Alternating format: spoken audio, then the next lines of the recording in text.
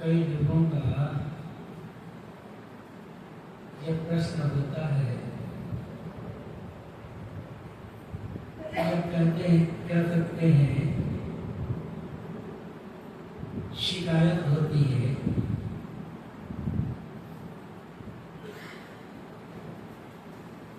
कि प्रयत्न करने के बाद भी ध्यान क्यों नहीं लगता है, क्यों मन बार बार फिसल जाता है, भाग जाता है।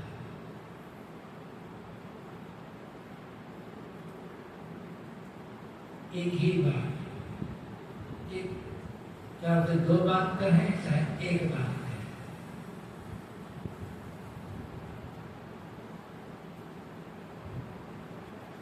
वैराग्य और अभ्यास की कमी।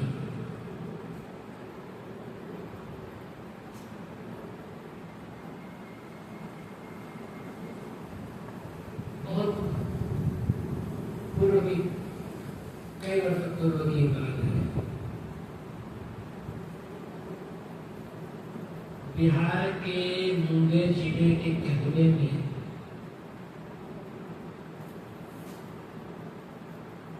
गुरुदेव जी का कार्यक्रम था।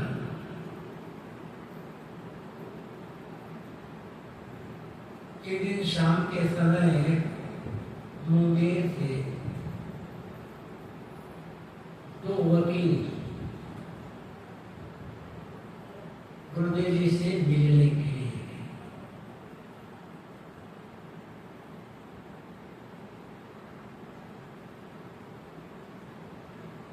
उन दोनों ने गुरुदेव जी से कहा कि महाराज जी, हम लोग आपके परोक्ष शिष्य हैं।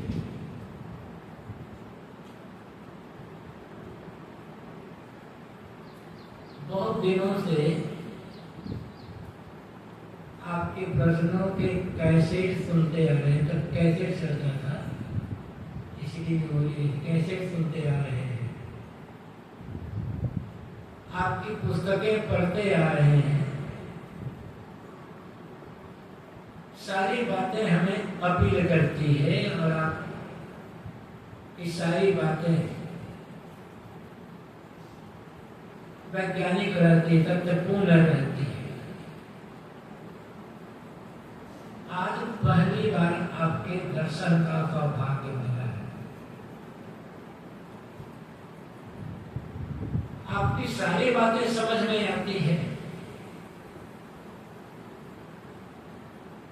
किंतु आप जो यह कहते हैं कि मन सारे विचारों को, संकल्पों को छोड़कर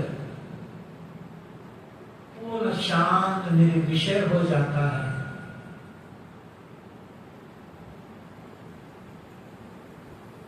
यह अनुभव में नहीं आता है।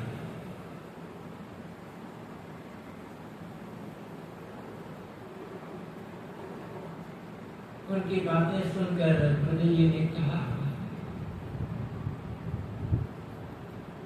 बचपन से लेकर, बस गुरुदेव इतना ही कहा, बचपन से लेकर, दोनों वकील तो थे कि मैंने समझ लिया, बचपन से लेकर आज तक खुराफात करते आए हैं, सांसारिकता के पीछे दौड़ते आए हैं। वही अभ्यास मन में ठसाठस भरा हुआ है, इसलिए मन पूर्ण निर्विषय शांत हो जाता है। ये बात समझ में नहीं आती।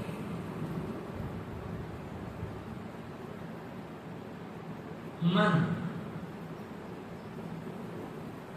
एक समय में एक ही बात रहेगी और वही बात रहेगी जिसको हम ज्यादा महत्वपूर्ण समझेंगे, जिसको अधिक महत्व देंगे, जिसका मूल्य ज्यादा समझेंगे। अब सोचना यह है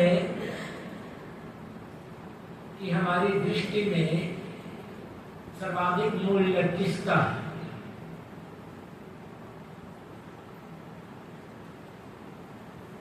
जबान से हम भले कुछ कहें, लेकिन हमारी दृष्टि में सर्वाधिक मूल्य उसी का है जो मन से हटता नहीं है। यदि उसका मूल्य घट जाए तो मूल्यहीन समझने में आ जाए, तो कोई कारण नहीं है कि वह बात हमारे मन में स्थायी रूप से जमी की जमी रह जाए। अभिमूल्य सांसारिकता का है, राग रंग का है, देह का है, देह संबंधी प्राणी पदार्थों का यही सांसारिकता है। अभी हमारे मन में मूल्य ध्यान साधना का नहीं, आत्मकल्याण का, आत्म शांति का नहीं, और अभ्यास की कमी है।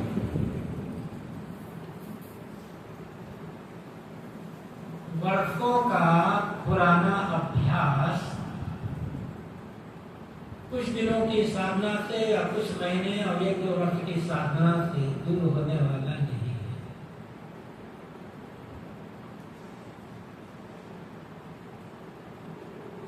20 साल, 30 साल, 40 साल तक मन को बिगाड़ते आए हैं और 20 साल से मन बिगाड़े, 20 महीने का समय हम कहाँ दे पाते हैं?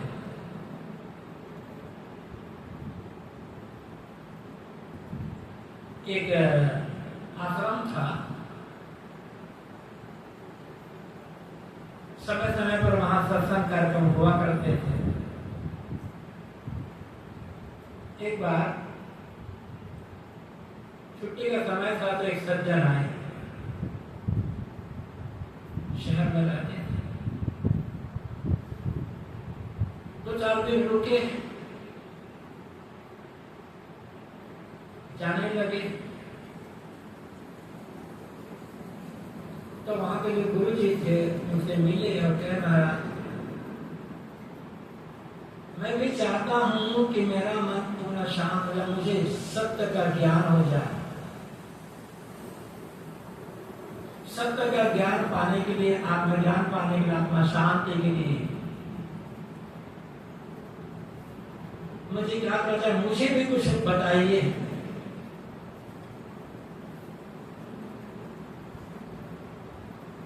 तो महाराज जी ने कहा, तुम्हें भी सत्य का ज्ञान हो सकता है, आत्मज्ञान हो सकता है, आत्मा शांति का अनुभव हो सकता है। कम से कम 6-8 साल का समय तो देना पड़ेगा। नहीं समय भी हो गया, हमारा इतना समय तो मैं नहीं दे सकता।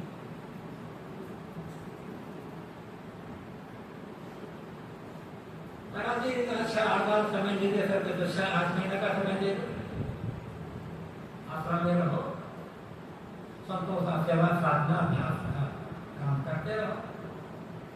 तो महाराज जी 6-8 महीने का समय भी देना बड़ा मुश्किल है। महाराज जी का 1 महीने का समय तो दोगे, 1 महीना तो रहा आश्रम में। कि महाराज जी छुट्टी थी इसलिए आ गया, अब तो 1 महीना क्या और नहीं रुक सकता मैं। अच्छा महाराज जी ने कहा अच्छा कोई बात नहीं, 3-4 दिन और रुक जाओ, थोड़ा हम कुछ रात बता देंगे, महाराज जी नहीं रुक सकता। तो महाराज जी ने कहा अच्छा ये बताओ क्या करते हो तुम?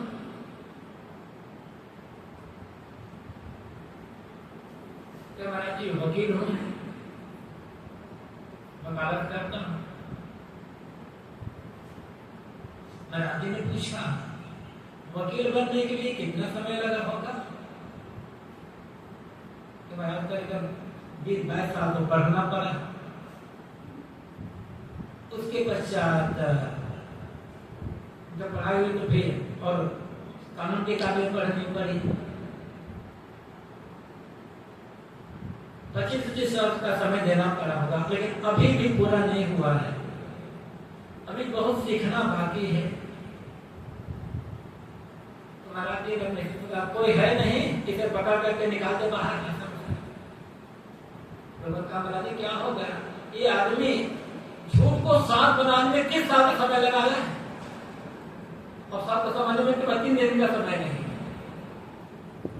तो हमने क्या किया है, मन को बिगाड़ने में कितना समय लगाया है, अपना सोच। मन को बिगाड़ने के लिए, मन को चंचल बनाने के लिए कितना समय हमने लगाया।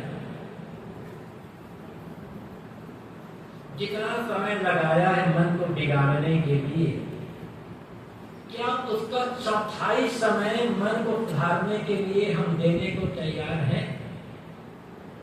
अपने से पूछना होगा, किसी बताने की आवश्यकता नहीं।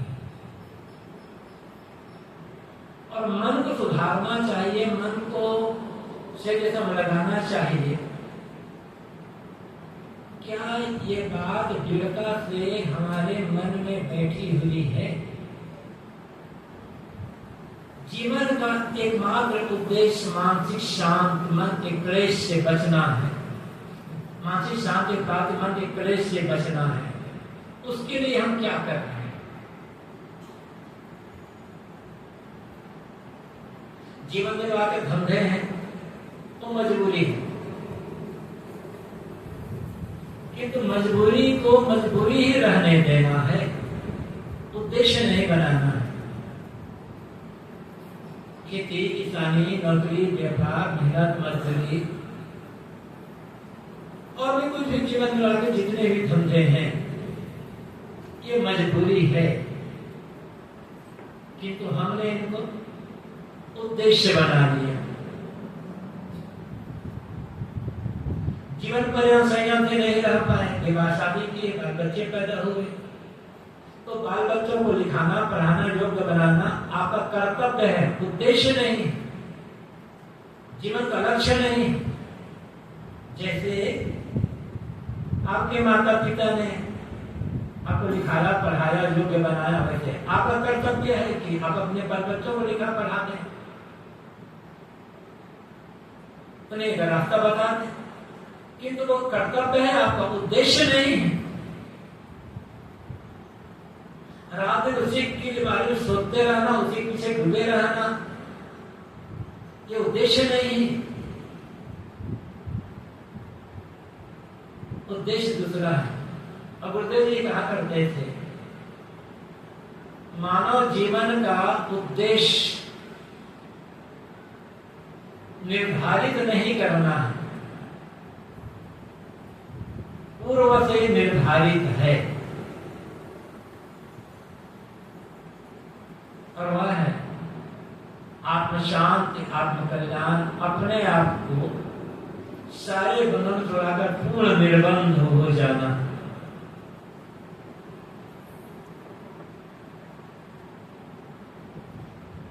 और यदि ऐसा काम नहीं किए तब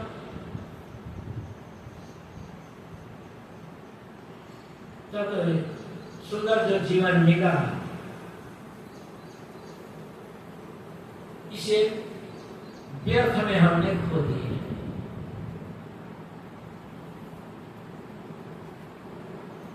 गोस्वामी जी की पंक्तियां याद करें,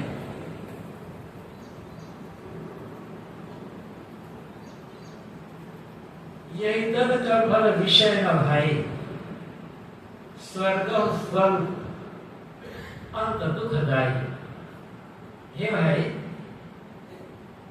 इस मानव जीवन का फल इंद्रियों के विषय भोगना नहीं है,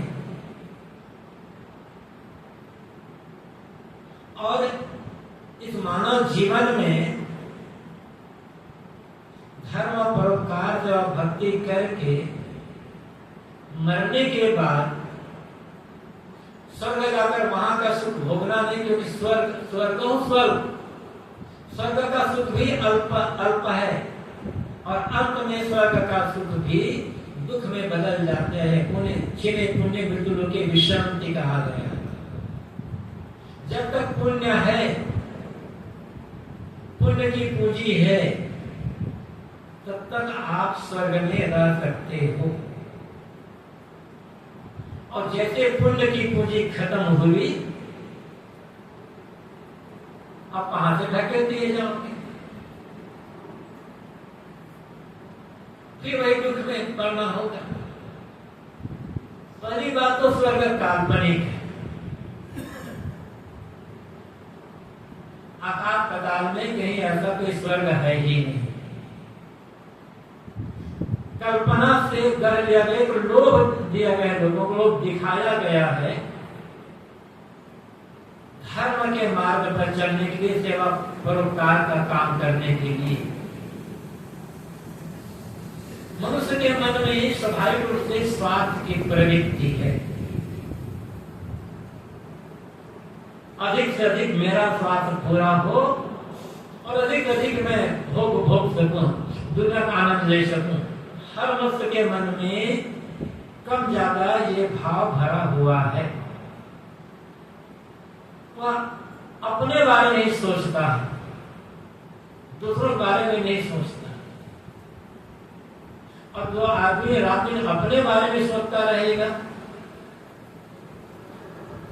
अपने सुख, अपने स्वार्थ, अपने इंद्रिय विषय के पूर्ण, अपनी इच्छाओं के पूर्ण के बारे में सोचता रहेगा, जो लक्ष्य बना लेगा, और कौन सा गलत काम ना कर ले, कोई ठिकाना नहीं। तो गलत काम से लोगों को हटाने के लिए, बचाने के लिए और सही मार्ग, सही काम में लगाने के लिए नरक का भय दिखाया गया और स्वर्ग का लोभ दिखाया गया। देखो, तुम ऐसा सा गलत काम करोगे तो तुम नरक में जाओगे और तुम्हें नरक में ऐसी ऐसी तकलीफ मिलेगी, ऐसा ऐसा दुख मिलेगा। डराया गया आदमी, ये कम से कम डर करके आदमी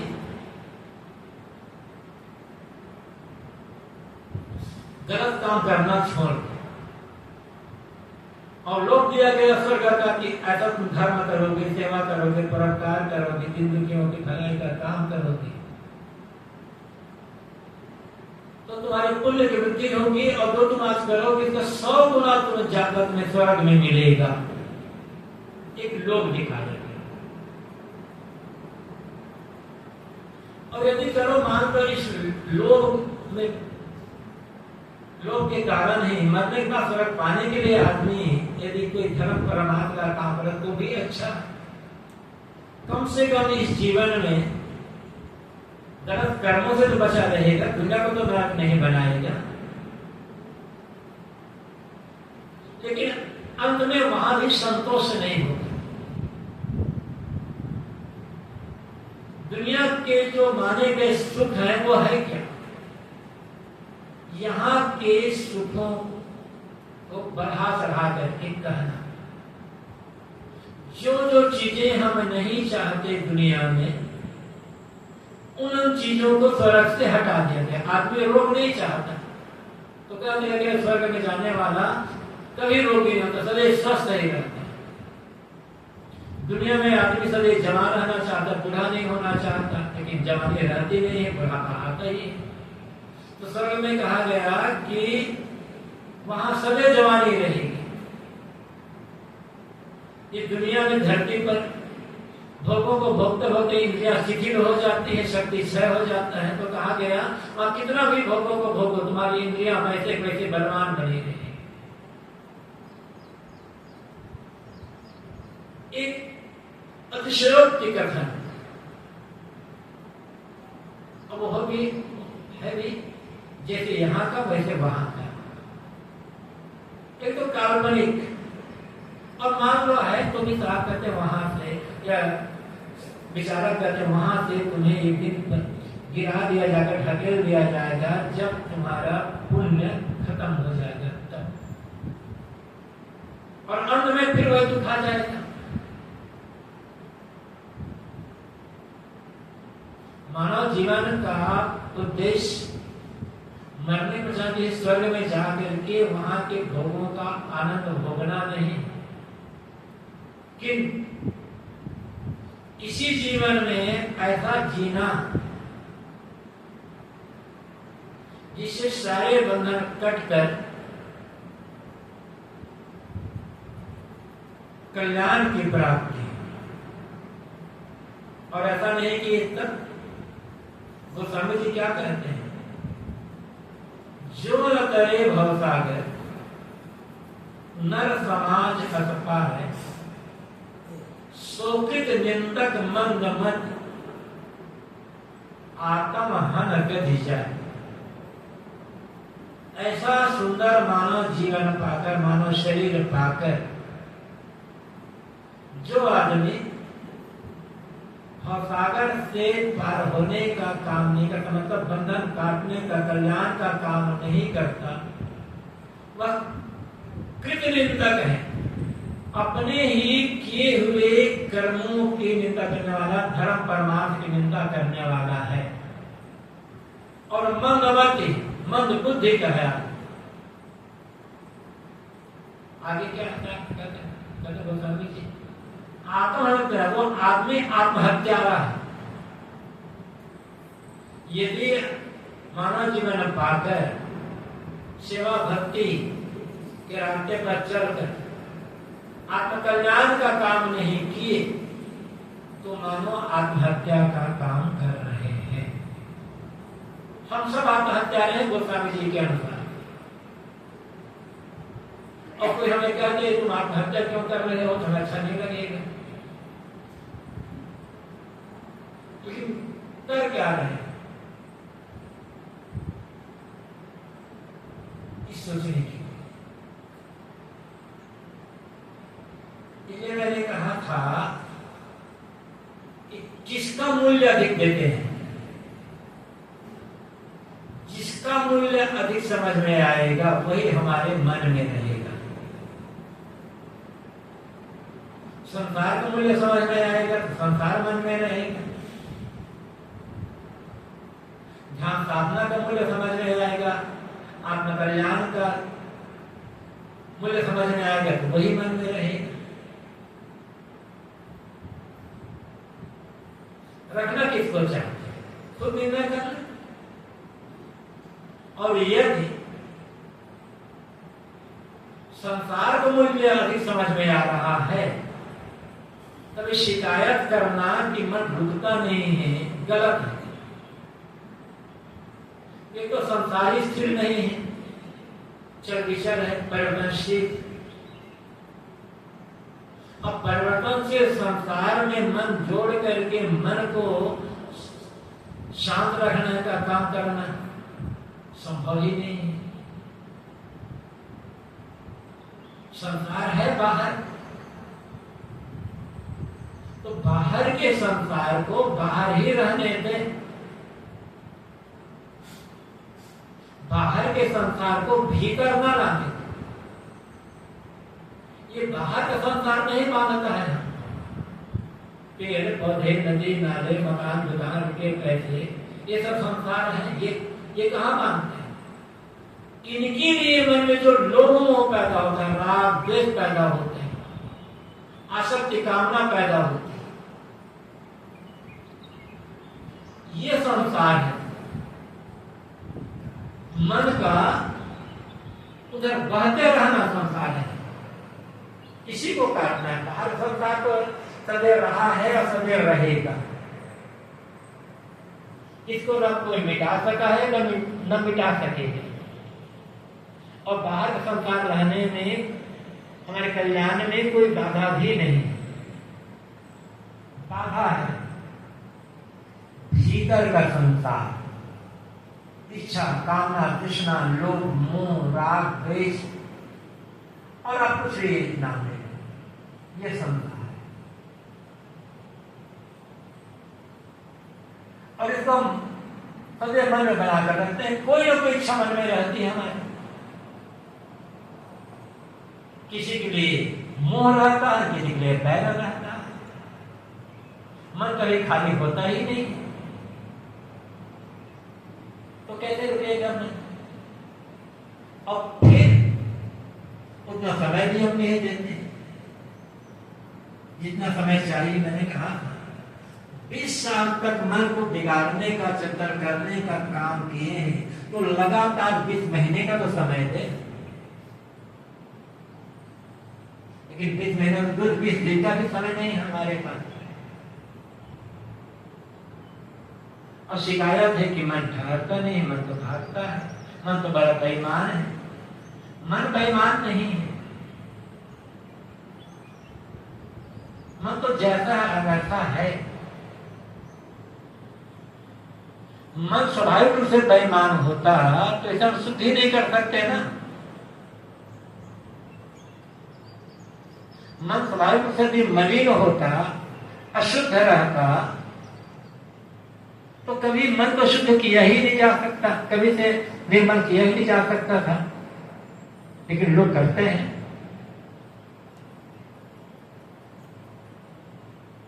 मन को बेईमान या अशुद्ध कहें, मलिन कहें, शैतान कहें, हमने बनाया है। जिसका मूल्य समझ में आता है मन वही वहीं लग जाता है।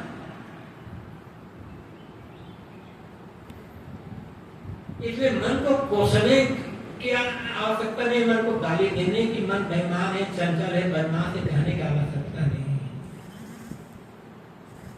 आवश्यकता है नया अभ्यास बनाने की। अब नया अभ्यास जो बन चुके हैं उसको काटने उतना समय। गुरुदेव जी कहा करते थे, लिखा भी है उन्होंने, एक जगह एक संगीत का कार्यक्रम रखा गया। बड़े प्रसिद्ध संगीतज्ञ आए थे। एक संगीतकार के संगीत से प्रभावित होकर एक युवक उनके पास गया और कहा, क्या मैं भी आपके जैसा संगीतज्ञ बन सकता हूं? उस संगीतकार ने कहा, मेरे जैसा नहीं, मुझसे भी बड़ा संगीतकार तुम बन सकते हो। जब मैं बन सकता हूं तो तुम भी क्यों बन सकते हो? तुम क्यों नहीं बन सकते? युवक ने कहा, क्या करना होगा? कुछ तरह नहीं, 35-40 साल तक अभ्यास करना होगा। तो घबरा गए। वो संगीतकार एक दिन में संगीतकार थोड़े बना, कितना जो संगीत उनके अभ्यास करते हैं, देखो 4-6-8 घंटा अभ्यास करते हैं रोज। और हम लगातार 2 घंटा भी अभ्यास नहीं करते। यहाँ तो मान लो आप इसके लिए आ रहे हो तो सुबह शाम तक 8 घंटा बैठ जाते हो। घर में जहाँ रहते हैं वहां पर क्या 2 घंटा का समय दे पाते हैं? और के साथ साथ जो कुछ हम मन इंद्रियों से ग्रहण करते हैं, क्या वही ग्रहण करते हैं जो उचित और आवश्यक है? अनावश्यक और अनुचित विषय तो ग्रहण नहीं करते मन इंद्रियों से। इस सूचना आंखें खुली, मतलब 5 ज्ञानेंद्रियां और मन, ये सभी बहिर्मुख, सब बाहर की ओर खुले। इनसे कोई ना कोई विषय ग्रहण होता रहता है, कोई ना कोई विषय इंद्रियों के सामने बने रहते हैं। शुद्ध है या अशुद्ध है जो ग्रहण कर रहे हैं, यह देखें। अशुद्ध विषयों को ग्रहण करते रहेंगे तो कभी मन की चंचलता दूर होगी, मन शांत नहीं होगा। जो आवश्यक है, उचित है और शुद्ध है, उनका ही ग्रहण। अशुद्ध, अनावश्यक, अनुचित है, उनका त्याग, उनसे उपेक्षा, उनकी वहां से लापरवाही। इसी के लिए छांदोग्योपनिषद में नारद को आत्मज्ञान उपदेश देते हुए सनत कुमार ने कहा है, आहार शुद्ध सत्व शुद्धि, सत्व शुद्ध ध्रुवा स्मृति, स्मृति लंघे सर्वग्रंथेनाम विप्रमोक्ष। आहार के शुद्ध हो जाने पर सत्व, अंतःकरण, मन शुद्ध होता, चाहे अंतःकरण का हो चाहे मन का। और अंतःकरण मन के शुद्ध हो जाने पर स्मृतियां दृढ़ होती है, एक रस रहती है, जो सोचना चाहिए वही बात मन में रहती है। स्मृति लंबे सर्वग्रंथि नाम विप्रमुख्या, जब स्मृतियां सुदृढ़ हो जाती हैं तब सारी ग्रंथियों का विप्रमुख पूरी तरह से सारी ग्रंथियां कट जाती हैं, टूट जाती हैं। आहार मन में, आदमी के मन में तमाम प्रकार की ग्रंथियां बनी हुई हैं, ईर्ष्या, द्वेष, राग, राग, मोह, माया और पता नहीं क्या क्या। यही ग्रंथियां बंधन का कारण है। टूटेगी कैसे? कहते हैं आहार शुद्ध होने से। आहार, आहार, आहरण करना, ग्रहण करना, खींचना, लेना।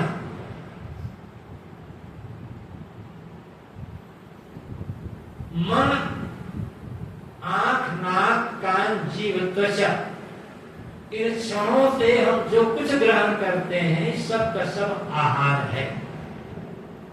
जो हम मुख से खाते हैं मात्र वही आहार नहीं, वो तो मुख का आहार है। अब पहले यहीं से शुरू करते हैं, क्या हम वही खाते हैं जो शरीर के लिए आवश्यक है, उचित है और हितकर है? जिह्वा स्वाद में पड़कर अनावश्यक चीजें तो नहीं खाते हैं। अधिक खटाई, मिठाई, तेल, घी, मिर्च, मसाले का प्रयोग तो नहीं करते। समय के विरुद्ध तो नहीं खाते। गलत चीजें तो नहीं खाते। ये सोच ले,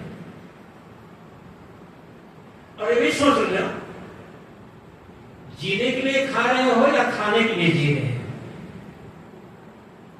यदि जीने के लिए खाओगे तो कभी गलत चीज नहीं खाओगे, समय विरुद्ध नहीं खाओगे, जो उचित होगा वही खाएंगे।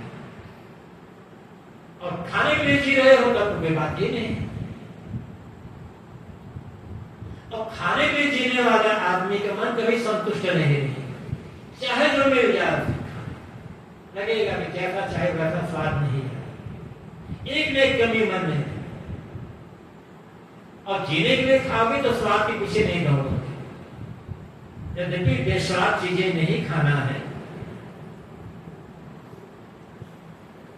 लेकिन भी बहुत मिर्च मसाले पीछे नहीं दौड़ोगे। तो देख रहे हैं, जो मुख का आहार है, जीवा का आहार, रस ग्रहण करते हैं, वो उचित है या उचित नहीं है, ये सोचें। गलत चीजें खा खा करके, तामसिक भोजन, बासी भोजन खा खा करके कभी मन स्थिर नहीं हो सकता है। आंखों से देखते हैं, देखना रूप आंख का आहार है। आंखों से रूप का ग्रहण होता है, दृश्य का ग्रहण होता है, वो आंख का आहार है। तो क्या वही देखते हैं जो व्यवहार के लिए, काम धाम के लिए उचित है और आवश्यक है? विकारी दृष्टि से तो नहीं देखते, भावनात्मक दृष्टि से तो नहीं देखते। देख देख करके तो मन चंचल बनाते हैं। क्या देखना पसंद करते हैं ज्यादा? जो मन में रजोगुण पैदा करे, विकार पैदा करे, ऐसे दृश्यों को देखना ज्यादा अच्छा लगता है या जिसको देखने से मन में सात्विक भावना आए, रजोगुण घटे, सतोगुण बढ़े, ऐसा देखना ज्यादा अच्छा लगता है? स्वयं निर्णय करना। जिस देखने से, जिस दृश्य के ग्रहण करने से मन में रजोगुण की वृद्धि होती है, मन में उत्तेजना आती है, विकार पैदा होते हैं और उसके लिए प्रेरता है। और शिकायत क्या है? मन ठहरता नहीं, क्या ठहरेगा? जो सुनते हैं कान से, सुनना शब्द कान का आहार है। क्या सुनना अच्छा लगता है? अश्लील गीत, अश्लील वार्ता, निंदा स्तुति, दूसरों की बुराई, लड़ाई झगड़े की बात, या ज्ञान, विवेक, विचार, संयम, साधना, क्षमा, गम, संतोष, प्रेम की बात? निर्णय अपना को करना है ना। और अब तक जो सुनते आए हैं, रुचि किसके लिए रही?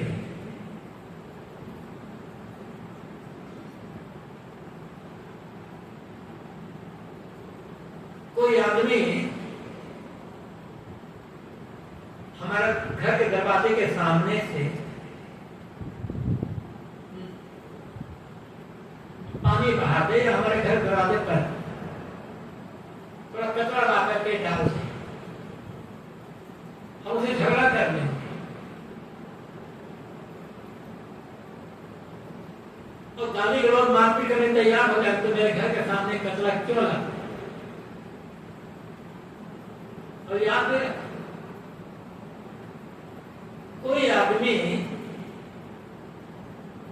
अपने खाने को जहर भी दे रहा है तो उतना बड़ा नुकसान नहीं कर रहा है आपका, किंतु वह आदमी आपके कान के रास्ते से जहर घोल रहा है भीतर, वो बड़ा नुकसान कर रहा है। ये निंदा, दूसरी बुराई हमारे सामने कर रहा है, क्या कर रहा है? कान के रास्ते से जहर पैदा घोल रहा है। और बड़े प्रेम से सुनते हैं, वो कचरा बड़े प्रेम से स्वीकार करते हैं। जिसकी बुराई कर रहा है वो आदमी बुरा है या नहीं,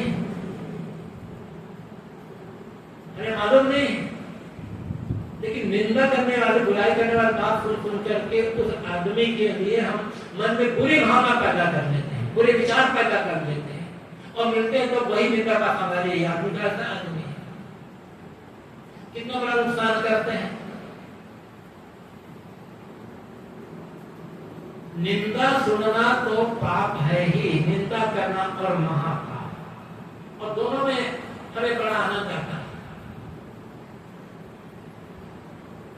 वो कहते हैं हम भगत हैं, हम सत्संगी हैं, हम साधक हैं, और शिकायत भी करते हैं मन ठहरता नहीं, कहां से ठहरेगा? बाहर घर दरवाजे पर आकर कोई कचरा डाल दे, उसे साफ करने में कुछ सेकंड लगेगा, लेकिन किसी ने हमारे कान के रास्ते के भीतर तो कचरा डाला है ना, उसे साफ करने में कितना समय लगेगा? कभी सोचते हैं? और बड़े प्रेम उस कचरे को स्वीकार करते हैं। फायदा क्या हो रहा है? अहंकार बढ़ता है। जब हम किसी बुराई सुनते हैं ना, तो उनसे मैं अच्छा हूं, ये अहंकार बढ़ता है। अहंकार वृद्धि के लिए, अपने अहंकार के पोषण के लिए कभी दूसरे की बुराई सुनने में, निंदा सुनने में बड़ा आनंद आता है। वो छोटा, मैं बड़ा। जब अहंकार बढ़ गया है तो मन शांत कहां रहेगा? मन तो भागेगा, मन तो इससे कभी हो गए नहीं, शुद्ध हो गए नहीं। तो कान से जो आहार ग्रहण कर रहे हैं वो आहार शुद्ध है या नहीं?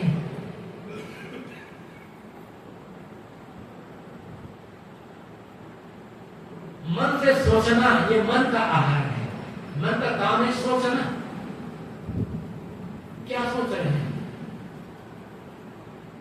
जो सोच रहे हैं उचित है, कल मैंने कहा था ना, जो हम सोच रहे हैं यदि उसको फोटो लिया जा सकता तो क्या समाज में सिर उठाकर चल सकते हैं? मुंह दिखाने के लायक ही नहीं रहते।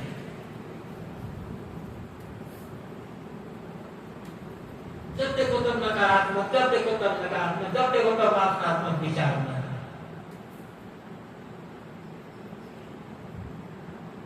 ये सब से अंतःकरण हमारा मन ही मन, हम जो कुछ है आंख नाक कान जीभ त्वचा आदि से मन से जो कुछ ग्रहण करते हैं सबके संस्कार हमारे अंतःकरण में एकत्रित होते रहते हैं। अशुद्ध विषयों का ग्रहण होगा, संस्कार अशुद्ध होंगे। अगर संस्कार ही अशुद्ध है तो मन चंचल ही रहेगा, वो तो मन ही नहीं बना रहेगा। इसलिए उन्हीं विषयों का ग्रहण करें। इंद्रियों का जो भी आहार है मन इंद्रियों का शुद्ध हो, सात्विक हो, ताकि जो संस्कार अंतःकरण में एकत्र होते हैं वो शुद्ध है। आहार शुद्ध हो, सत्व शुद्धि। जब आहार शुद्ध हो जाएगा, देखना सुनना खाना पीना बोलना बरतना ये सब शुद्ध होंगे, तब अंतःकरण शुद्ध होगा। और सत्व शुद्ध हो, ध्रुव स्मृति। जब अंतःकरण शुद्ध हो जाएगा तब मन में जो बातें चलेगी वो शुद्ध बातें ही नहीं। अभी है ठीक है, हम तो अच्छी बातों को बस 2-4 मिनट में भूल जाते हैं और गलत बातों को इतनी मजबूती से पकड़ कर रखते हैं कि वर्षों नहीं भूल पाते। अशुद्ध अंतःकरण का लक्षण, अशुद्ध मन का लक्षण। कोई हमें ही कह दे कि आपका मन अशुद्ध है, आपका मन गंदा मलिन है, सुनकर अच्छा नहीं लगेगा, अहंकार को ठेस लगेगी। शिष्टाचार बस मर्यादा बस, भले हम क्रोध न कर सके लेकिन मन में क्रोध आ ही जाएगा, मन तो दुखी हो ही जाएगा। क्योंकि मन गंदा है स्वीकार करना अहंकार को पसंद नहीं है, हमें पसंद नहीं है।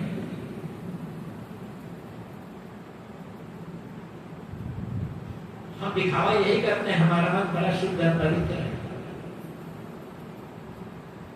तो कोई भी आदमी सुनने को पसंद नहीं करता कि मेरा मन गंदा है, अशुद्ध है, अच्छा नहीं लगता। और यदि किसी ने कहा कि तुम्हारा मन गंदा है और एक बात सुनकर दुखी हो गए तो सिद्ध हो गया सचमुच में मन गंदा है, क्योंकि दुखी मन ही गंदा हो। जिसका मन निर्मल हो, जिसके मन में कोई विकार नहीं हो, मलिनता नहीं होगी, तो आदमी दुखी क्यों होगा, वो आदमी क्रोध क्यों करेगा।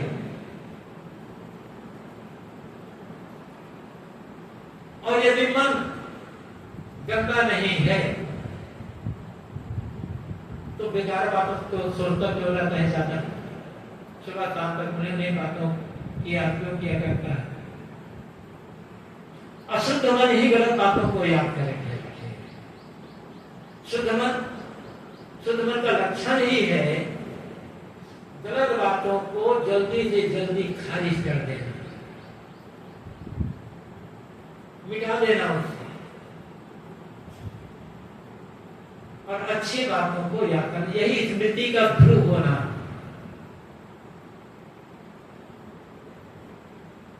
कि मन में वही वो बातें रहे जो उचित है, आवश्यक है, कल्याण के लिए।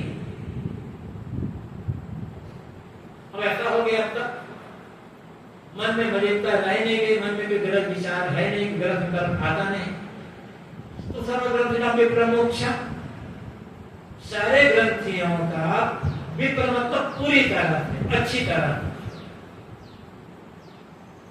मोक्ष कट जाना, सारी ग्रंथि अच्छी तरह से पूरी तरह से कट गई और मन में कोई ग्रंथि ही नहीं रह गई। इससे बड़ा सुख और क्या होगा, इससे बड़ा आनंद क्या? कॉम्प्लेक्स फ्री माइंड,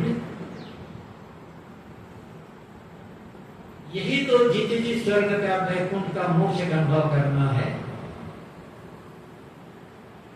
ये काम हमें ही करना।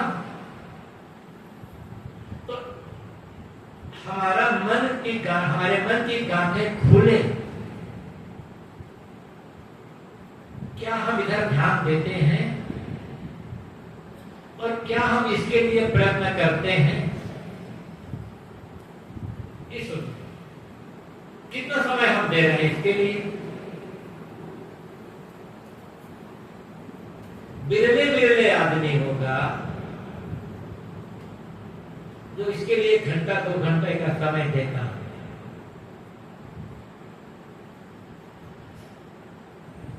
और जो ज्यादा समय देगा उसके मन की गांठें धीरे धीरे खुलती ही जाएगी। हमने बनाई है गांठों को, तो हम ही खोल सकते हैं, हमें ही खोलना होगा। विभिन्न मत संप्रदाय में जो नाम जप है, माला जप है, माला फेरना, मंत्र जप है, उसका उद्देश्य भी यही। एक सज्जन पूछ रहे थे कि क्या मंत्र जपने से, माला जप फेरने से पाप करता है? अब कोई आदमी पाप भी करता जा रहा है, पाप पर पाप करता जा रहा है, और माला भी फेर रहा है, मंत्र भी जप रहा है, तो उसके पाप क्यों कटेंगे? उसके पाप और बढ़ेंगे। धोखा में पड़ा हुआ है। किंतु आदमी पाप, पहले उससे पाप हो चुका है, भूल तो साथी अज्ञान था, समझ नहीं थी, तो कई प्रकार की गलत काम कर ली, वो तो हो चुका है। लेकिन अब भूल मिल गई, समझ सही हो गई, दिशा सही मिल गई, अब मान लो वो वैराग्य के मार्ग पर नहीं चल पाता है, तो 1 घंटा बैठकर वह माला फेर रहा है, एकाग्रता पूर्वक किसी मंत्र का, किसी नाम का जप कर रहा है, और उसी में उसका मन ठहरा हुआ है, एकाग्र है, तो उतने समय तक उसके मन में कोई नकारात्मकता नहीं आ गई, कोई विषय भावनात्मक बातें नहीं आ गई। पाप तो कटा है उतने समय तक, उतने समय का तो सदुपयोग हुआ है। अब कोई हाथ में माला भी जप रहा है और मुख से राम राम भी कर रहा है, या कोई नाम जप रहा है, और अंदर अंदर कुछ और बातें भी सोच रहा है, तो पाप क्यों कटेगा? माला तो करने फिरे जीव फिरे मुख माई, मरवा तो 24 फिरे, यह तो मेरा मैं साहब को कहना पड़े दिए। हाथ में माला फिर रही है और मुख में जीव घूम रहा है, तो किसी मंत्र के नाम का जप कर रहा है, मंत्र सत्र घूम रहा है, तो ये सुधरत नहीं।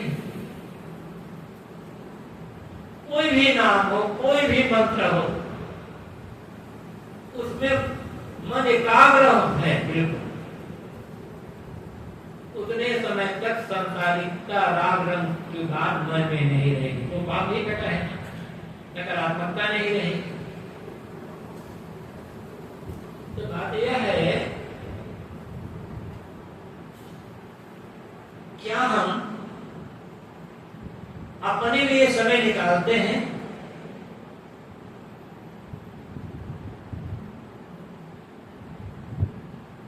बिरले बिरले है जो सब अपने लिए समय निकालने वाला है।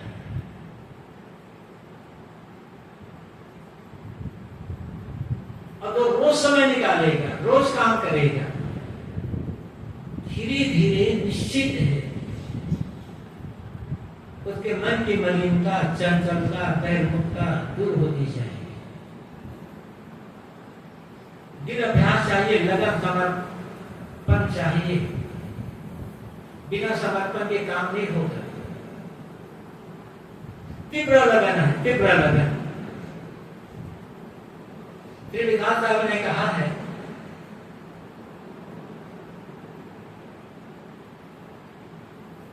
लोभी मन के दामगत, कामी मन के काम, मोही मन के पुत्रगत, तीनों जगत बेकाम।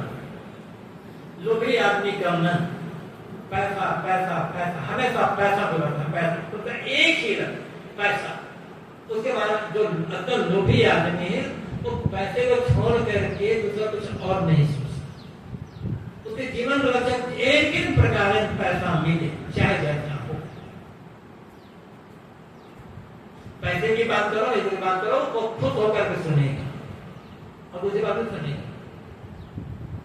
और जिसके मन में कामना है, काम वासना है, उसे पराई स्त्रियों की बात सुनने में अच्छा लगी। बस वही जिससे काम भावना माने प्रति तो ऐसी बातें हैं, बस वही उनके जीवन का लक्ष्य है। उसके अलावा दूसरी बात उसे अच्छी नहीं लगी। और मोही आदमी को कुछ व्यवहार बात अच्छी लगेगी। कामी को पैसे एकत्रित करने बातें नहीं सुनाती है, जो कामी है उसे काम वासना एकत्रित बातें प्रिय नहीं लगती। लोभी को पैसे एकत्रित बातें प्रिय नहीं लगती। मोही को पुत्र परिवार के छोड़कर रहने बातें प्रिय नहीं लगती। क्या हमें इसी प्रकार कल्याण के बातों को छोड़कर अन्य बातें प्रिय नहीं लगती? यदि प्रिय लग रही है तो एक कामी के मन में जो वीर संकल्प हमारे पास नहीं। एक लोभी के लिए पैसे में जो भाव है तो भाव हमारे पास है, वो समर्पण हमारे पास है। और शिकायत क्या है? मन तो रुकता नहीं है, मन तो ठहरता नहीं है। अपनी इस कमी को समझने की आवश्यकता है और दृढ़ संकल्प के साथ नए अभ्यास बनाने में समर्पित भाव से जुड़ने की आवश्यकता है। फिर कोई कारण नहीं है कि मन शांत न हो। गुरुदेव जी कहा करते थे कि दुनिया में एक ही वस्तु है जो हमारे बस में हो सकती है और उसको छोड़कर दूसरी कोई वस्तु हमारे बस में नहीं हो सकती और किसी पर हमारा अधिकार नहीं हो सकती। वो वस्तु कौन है? हमारा मन। हमारे मन पर हमारा अधिकार है। हमारा मन ही हमारे बस में हो सकता है। जो शरीर हमारा है, जिस शरीर को हम कहते मेरा शरीर मैं, वो शरीर ही हमारा अधिकार में नहीं। अधिकार में होता तो शरीर रोगी ना होता, बूढ़ा ना होता, कमजोर ना होता। कहाँ हम इसे रोक पा रहे हैं? तो जब शरीर अधिकार में नहीं है तो शरीर संबंधी प्राणी पदार्थ अधिकार में कैसे हो सकते हैं? हमारे शरीर पर बहुतों का अधिकार है, किंतु हमारे मन पर केवल हमारा अधिकार। कैसे मन बनाकर रखना है? चंचल या सोवस? चंचल बनाकर रखना है तो उसके लिए कुछ करना नहीं, उसकी तो आदत है ही पुरानी।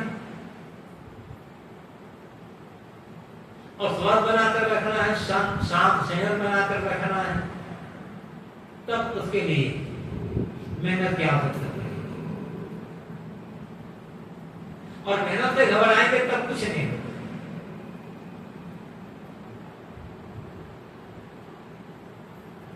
जितनी मेहनत संसार के लोगों को खुश करने में है, उसका 100वां हिस्सा मेहनत मन को खुश करने में, मन को बस करने में नहीं है।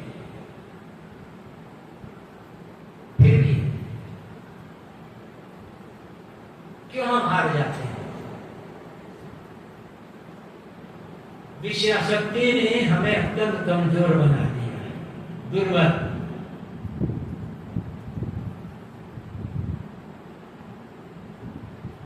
जब विषय शक्ति का त्याग हो जाए, विषय शक्ति का त्याग ही तो वैराग्य है, घट होना वैराग्य नहीं। विषयों की जो आसक्ति है, इस आसक्ति का त्याग वैराग्य है। और इसके लिए ऐसे ग्रंथ, ऐसे साहित्य तो बार बार अध्ययन मनन की आवश्यकता, ऐसी संगति की आवश्यकता है। और हर किसी के लिए, चाहे साधु हो तो गृहस्थ हो, अगर गृहस्थ से भी तो दुख से मुक्ति चाहता है, अपने ढंग से उसे भी तो संयम की आवश्यकता है। गृहस्थ हो, विरक्त हो, सब मनुष्य हैं, सबको मन के शांति अभिष्ट, दुख की निवृत्ति और मन के शांति, यही अभिष्ट है। और ये दोनों आत्मज्ञान पूर्वक अभ्यास और वैराग्य से संभव है। जितना हम करेंगे उतनी सफलता मिलेगी, और पूरा होकर के समर्पित हो जाए पूरी पूरी सफलता इसमें मिल सकती है, इसमें कोई दो राय नहीं। अहम शुद्ध चैतन्य ज्ञान स्वरूपम् अजरहम् अमरहम् अखण्डम् अनूपम्। अहम शुद्ध चैतन्य ज्ञान स्वरूपम्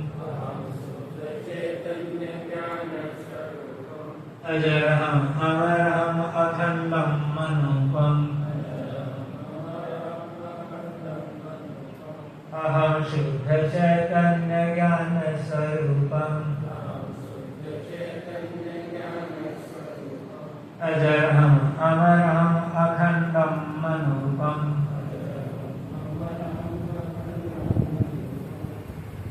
समय तो पूरा हो गया है, फिर भी आप 5 मिनट और बैठे हैं।